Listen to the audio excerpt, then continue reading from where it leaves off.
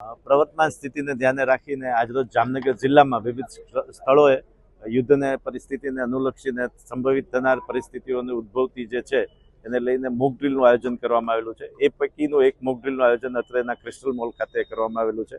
આ વિવિધ સ્થિતિને પહોંચી વળવા માટે અને તંત્રની તૈયારીઓને અત્રે ચકાસણી કરવામાં આવી રહી છે તથા લોકોને પણ આ બાબતે કોઈ પણ જાતની ગભરાટ ન થાય અને લોકોનો તંત્રમાં વિશ્વાસ અડીખમ રહે તે માટેની પણ તૈયારીઓ કરવામાં આવી છે. અત્રે એર રેડથી કે એર બોમ્બિંગથી આ મોલમાં નુકસાન થયું છે એ મુજબની એક મોક ડ્રીલનું અત્રેથી આયોજન કરવામાં આવ્યું છે. ફસાયેલા લોકોને રેસ્ક્યુ કરવામાં આવી રહેલા છે.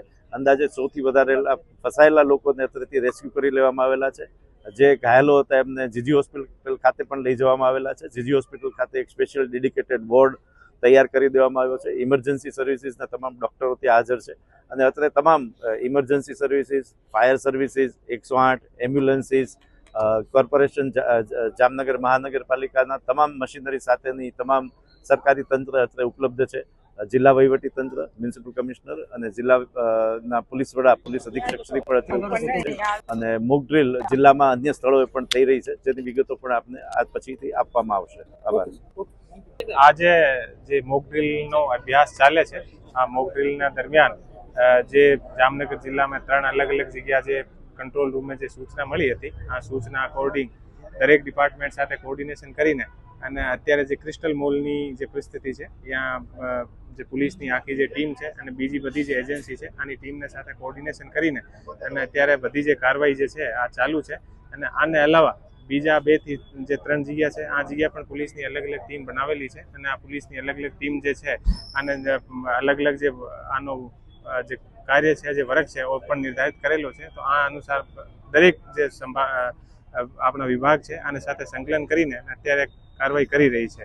અને અહીંયા જે આ ક્રિસ્ટલ મોલની જે જગ્યા છે, આ જગ્યા બધું અત્યારે રેસ્ક્યુ અને બીજી બધી જે પણ આની એસઓપી છે, આ એસઓપી મુજબ કાર્યવાહી જે અત્યારે કરવામાં આવે છે. અને બીજી પણ 2 જગ્યા જે આપણે રિલાયન્સ અને જે ટીપીએસ જે છે ત્યાં પણ અત્યારે કાર્યવાહી ચાલુ છે અને આ પણ જગ્યા પોલીસ અત્યારે પહોંચી ગઈ છે. અને અમે દરેક જે પણ જગ્યા છે, જે પણ વસ્તુ છે, અમે શું સારી કામગીરી કરી છે અને શું બીજી વસ્તુ કોઈ બાકી રહી ગઈ છે તો આની પણ અમે લોકો આગળ જે ડીબ્રીફિંગ હશે અમે વિશ્લેષણ કરીને અને સરસ રીતે કાર્યવાહી કરીશું. અને 8 વાગ્યે જે આપણે આખા જે શહેર જે છે 8 વાગ્યાથી 8:30 વાગ્યા સુધી જે બ્લેકઆઉટનો છે, આમે પણ હું તમામને એવું નિવેદન કરું છું અને વિનમ્ર અપીલ પણ કરું છું કે તમામ પોતાના ઘરે જે પણ કોઈ પ્રકાશની વસ્તુ હોય અને બંધ રાખીને અને સરસ રીતે આ જે આપણે બ્લેકઆઉટ છે આને પૂરો કરે. આજ રોજ તારીખ 7 મે 2025ના રોજ આશરે 3:45 વાગ્યા બાદ અમને એલર્ટ મળી અને ત્યારબાદ ડિસ્ટ્રિક્ટ કંટ્રોલ રૂમમાંથી અમને મેસેજ મળ્યા કે ક્રિસ્ટલ મોલ ખાતે એક બોમ્બનું બ્લાસ્ટ કરવામાં આવેલ છે અને એના અનુસંધાને અમારી ટીમ તરત 3 થી 4 મિનિટના ગાળામાં ફાયરની તમામ ટીમ આવી ગઈ. સાથોસાથ પોલીસનો પણ પૂરેપૂરો બંદોબસ્ત આવી ગયેલ છે.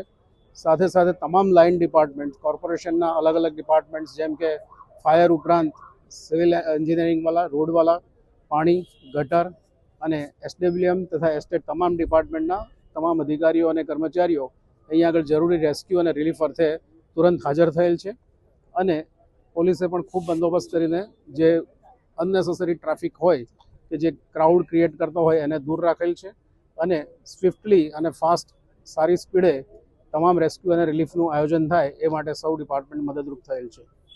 એના અનુસંધાનમાં ફાયરે પણ ઉપર જે લોકો ફસાયેલા છે એમને સલામત રીતે બહાર કાઢ્યા છે અને આશરે 100 લોકો આમાં ફસાયેલા હતા એ બધાનું સલામત રીતે ઇવેક્યુએશન કરાયેલ છે. 20 લોકો જે ગંભીર રીતે ઘવાયેલા હતા એમને તાત્કાલિક જીજી હોસ્પિટલમાં શિફ્ટ કરવામાં આવેલ છે અને અન્ય લોકોને શેલ્ટર હોમ પર શિફ્ટ કરવામાં આવેલ છે.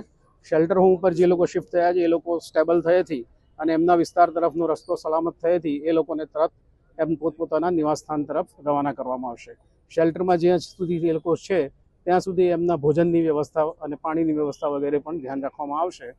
આશરે 101 લોકો અને હજુ પણ અંદર બિલ્ડિંગમાં ખૂણે ખાંચરે ફરીને કોઈ રહી ગયું હોય વગેરે બચાવની કામગીરી ચાલુમાં છે અને હજુ આ ઓપરેશન ટૂંક સમયમાં પૂરું થશે પણ હાલ હજુ સંપૂર્ણ પૂરું થયેલ નથી. ટોટલ સાયરન કેટલા વગાડી જાણ સાયરન જે ડિઝાસ્ટર મેનેજમેન્ટની છે એ મુજબ જ આપણે કોર્પોરેશનના ફાયરના ઉપરથી સાયરન વગાડવામાં આવેલ છે. એની આખી ટેકનિકલ વાત એવી કદાચ અત્યારે અસ્થાને છે.